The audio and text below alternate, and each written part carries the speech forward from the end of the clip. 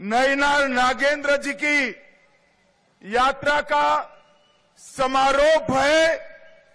ये समारोह में आए हुए सभी कार्यकर्ताओं को मैं विश्वास दिलाना चाहता हूं कि अप्रैल 2026 में तमिलनाडु में एनडीए की सरकार बनने जा रही है।